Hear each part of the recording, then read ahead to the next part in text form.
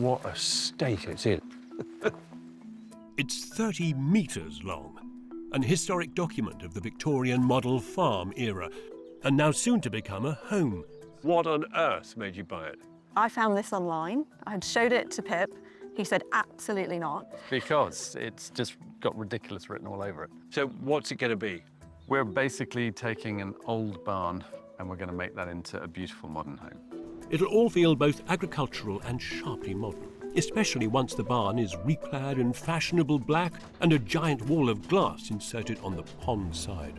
In plan, 2 accommodation wings will sit outside the main space, but the big act here will be the grain barn. 2 bedrooms will tuck under the mezzanine end, while above them the main bedroom suite will overlook the single voluminous space and the original timber trusses, complemented by white paint and a polished concrete floor. It will not be quaint. The original budget that we set last year was about 420, and of course prices have gone up, though every single slate matters. They got a mortgage to buy the barn and they'll be using savings to build. But even if they scrimp, save and salvage, they're going to be short. I'm going to come in at 700. Oh, okay. If you wanted to kind of, top class. We're going to do it for half that. As the floor is dug out for drainage, Claudio uncovers a problem with the pillars they wanted to reuse to hold the floor above. So they call in their structural engineer, David, urgently. If these can't support the mezzanine floor, an extra steel frame will be needed.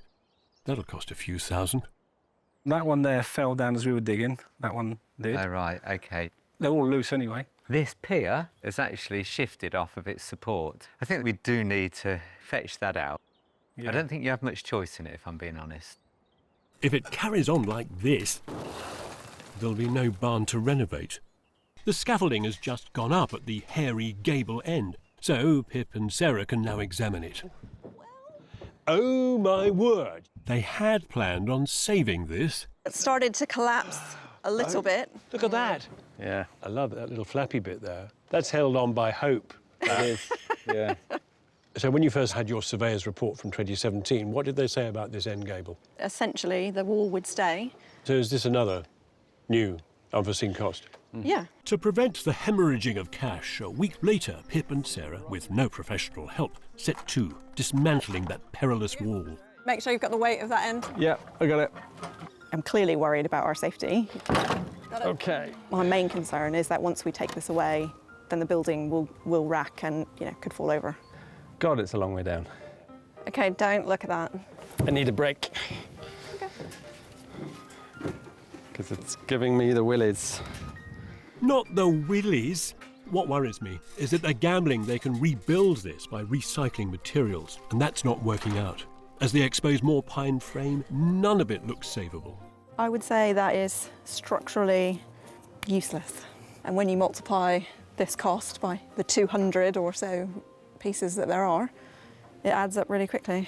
We're really lucky having Claudio and Remo as builders because they very much understand the importance of trying to keep as much of the original fabric of the barn as possible. Yeah, they're crap, aren't they?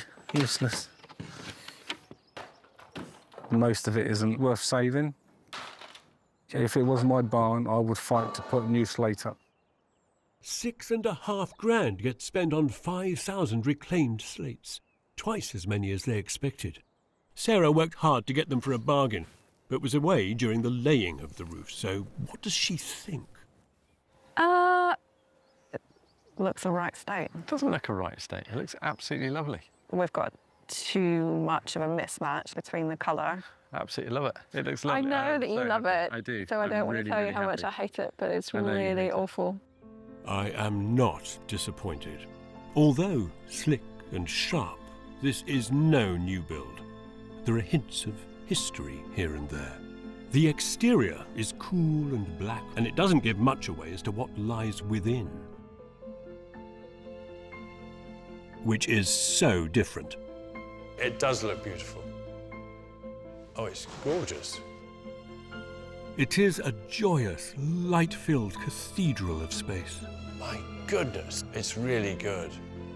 The building just invites the eye to leap through the sliding doors, across the deck, and out over the pond. Instead of bedrooms, her and his studies.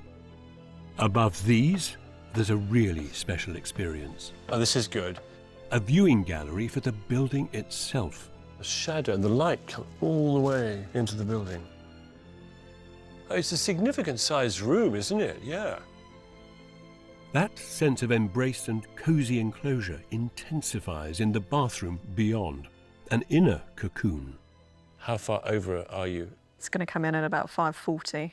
That's kind of a little bit over £2,000 a square metre, which, for what you've invested in cash terms, it's pretty darn good. Yeah, well, that's good to hear. It required a lot of effort.